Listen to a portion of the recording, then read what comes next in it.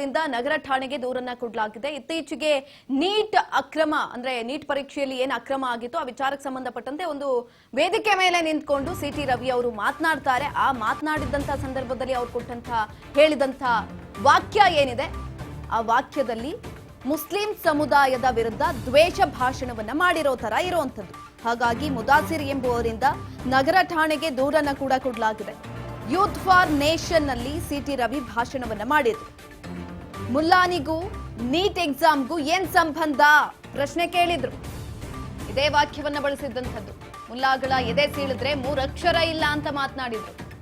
Tukde gang ಎಂದಿದ್ದ BJP ನಾಯಕ city Ravi Muslim ಸಮುದಾಯದ ವಿರುದ್ಧ ನಿಂದನಾತ್ಮಕ ಪದವನ್ನ ಬಳಕೆ ಮಾಡಿದ್ರು.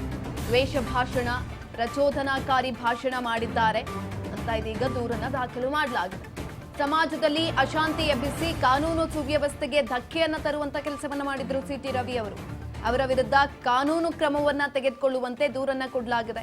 ಚಿಕ್ಕಮಗಳೂರು ನಗರ ಠಾಣೆಯಲ್ಲಿ ಸಿಟಿ ರವಿ ಅವರ ವಿರುದ್ಧ ಕೇಸ್ ದಾಖಲಾಗಿದೆ ಇದೀಗ. ಮುಲ್ಲಾನಿಗೂ ನೀಟ್ ಎಕ್ಸಾಮ್ಗೂ ಏನ್ ಸಂಬಂಧ? ಎದೆ ಸೀಳಿದ್ರೆ 3 ಅಕ್ಷರ ಬರಲ್ಲ. ಆತ ಬಂದು ನೀಟ್ ವಿರುದ್ಧ ಹೋರಾಟ ಅಂತೆ. ಧರ್ಮೇಂದ್ರ ಪ್ರಧಾನ್ ರಾಜೀನಾಮೆ ಕೊಡ್ಬೇಕಂತೆ, ಮೋದಿ ಹಠಾವಂತೆ. ನಾನು ನಿಮ್ಮನ್ನ ಕೇಳಕ್ ಬಯಸ್ತೇನೆ, ನಿನ್ನ ಎದೆ ಸೀಳಿದ್ರೆ 3 ಅಕ್ಷರ ನಿನ್ನ ಎದೆ ಒಳಗಡೆ ಇಲ್ಲ, ನೀನು ನೀಟ್ ಬಗ್ಗೆ ಮಾತಾಡ್ತೀಯ. ಇನ್ನ CAಗೆ NRCಗೂ ಈ ನೀಟ್ ಪರೀಕ್ಷೆಯ ಪ್ರಶ್ನೆ ಪತ್ರಿಕೆಯ ಲೀಕ್ ಆಗಿದ್ದಕ್ಕೂ ಏನ್ ಸಂಬಂಧ? CAA ವಿರೋಧಿಗಳು, ತುಕ್ಕಡೆ ಗ್ಯಾಂಗ್ಗಳು ಅಲ್ಲಿ ಬಂದು ಮಾತಾಡ್ತಾರೆ. ತುಕ್ಕಡೆ ಗ್ಯಾಂಗ್ಗಳು ಯಾರು ಅಂತ ಗೊತ್ತಿದೆಯಾ ನಿಮ್ಗೆ? ಭಾರತ್ ತೇರೆ ತುಕ್ಕಡೆ ಹೋಂಗೆ ಇನ್ಸಾ ಅಲ್ಲ ಅಂತ ಘೋಷಣೆ ಕೂಗಿದಂತ ತುಕ್ಕಡೆ ಗ್ಯಾಂಗ್ಗಳು ಆ ಒಂದು ಹೋರಾಟದಲ್ಲಿ ಭಾಗವಹಿಸ್ತಾರೆ.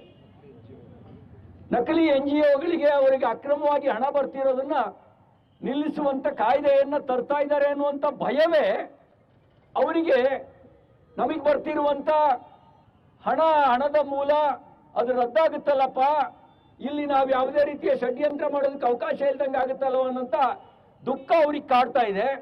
ಪರೀಕ್ಷೆ ಅದರಿಂದ ಆದಂತ ಅಕ್ರಮ, ವಿದ್ಯಾರ್ಥಿಗಳಿಗಾಗಿದ್ದಂತ ತೊಂದರೆ ಬಗ್ಗೆ ಅವ್ರ ಕಳಕಳಿ ಅಲ್ಲ. ಮುಲ್ಲಾನಿಗೂ ನೀಟ್ ಎಕ್ಸಾಮ್ಗೂ ಏನ್ ಸಂಬಂಧ? ಎಸ್ ನೋಡಿ, ಸಿಟಿ ರವಿ ಅವರು ಮಾತನಾಡಿರೋದನ್ನ ಗಮನಿಸಿದ್ರಿ. ಈಗ ಆಲ್ರೆಡಿ ತುಂಬಾ ಅಂದ್ರೆ ಕಳೆದ 2 ದಿನದಿಂದ ಹಿಂದೆ ಮಾತನಾಡಿದಂತಹ ವಿಡಿಯೋ ಇದು. ಈ ಸಂದರ್ಭದಲ್ಲಿ ಎದೆ ಸೀಳಿದ್ರೆ 3 ಅಕ್ಷರ ಇಲ್ಲ ಅಂತ ಸಿಟಿ ರವಿ ಅವರು ಹೇಳ್ತಾರೆ. ಆದ್ರೆ ಒಂದು ವೇದಿಕೆ ಮೇಲೆ ನಿಂತ್ಕೊಂಡು ನೀವು ದ್ವೇಷವನ್ನ ಹುಟ್ಟಾಕೋ ರೀತಿನಲ್ಲಿ ನೀವು ಮಾತಾಡ್ತೀರಾ ಅಂತ ಅಂದ್ರೆ, ಹಾಗಾದ್ರೆ ನಿಮ್ಗೆ ಇದರ ಅರಿವಿದ್ಯಾ?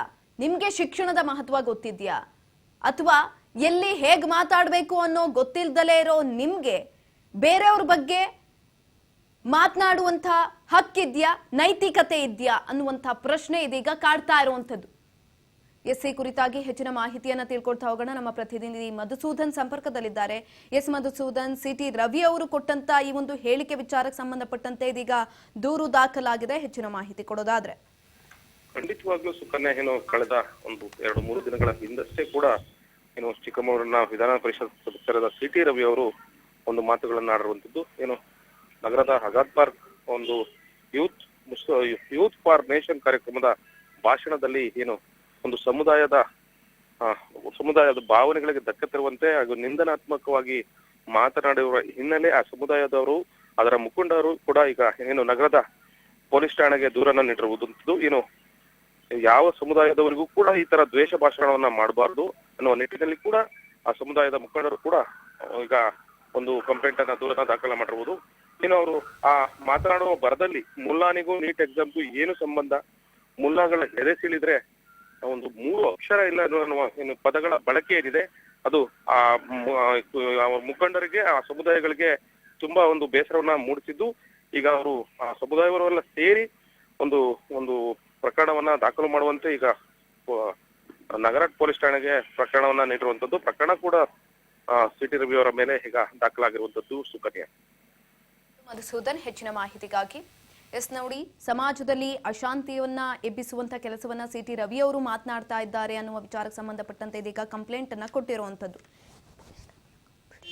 ಏನು ಒಂದು ಸ್ಟೂಡೆಂಟ್ಸ್ ಕಡೆಯಿಂದ ಏನು ಹೋರಾಟ ನಡೀತಾ ಇದೆ, ವಿಚಾರ ಏನಂದ್ರೆ ನೀಟ್ ಈ ನೀಟ್ ವಿಚಾರದಲ್ಲಿ ಇವರು ಒಂದು MLC ಒಂದು ಜವಾಬ್ದಾರಿ ಸ್ಥಾನದಲ್ಲಿ ಇದ್ದು ಇವ್ರು ಏನ್ ಮಾಡಬೇಕಿತ್ತಂದ್ರೆ ಇವ್ರ ಪಕ್ಷದ ಪ್ರಧಾನಮಂತ್ರಿ ಹಾಗೂ ಸೆಂಟ್ರಲ್ ಗೌರ್ಮೆಂಟ್ಗೆ ಇವರೊಂದು ಪ್ರೆಷರ್ ಕ್ರಿಯೇಟ್ ಮಾಡಬೇಕಿತ್ತು. ಏನಂದ್ರೆ ನೀಟಲ್ಲಿ ಏನು ಸ್ಟೂಡೆಂಟ್ಸ್ಗೆ ದ್ರೋಹ ಆಗಿದೆ, ಆ ದ್ರೋಹದ ಬಗ್ಗೆ ಕ್ರಮ ಜರುಗಿಸಬೇಕು ಅಂತ ಇವರೊಂದು ಹೋರಾಟ ಮಾಡಬೇಕಿತ್ತು. ಆದರೆ ಇವರು ಅಲ್ಲಿ ಪ್ರತಿಭಟನೆ ಮಾಡ್ತಿರೋರು ಮುಲ್ಲಾಗಳಿಗೆ ಒಳಗಡೆ ಅಕ್ಷರ ಇಲ್ಲ ಅಂತ ಏನು ಹೇಳ್ತಿದ್ದಾರೆ, ಇದು ನಾವು ಖಂಡಿಸ್ತೇವೆ.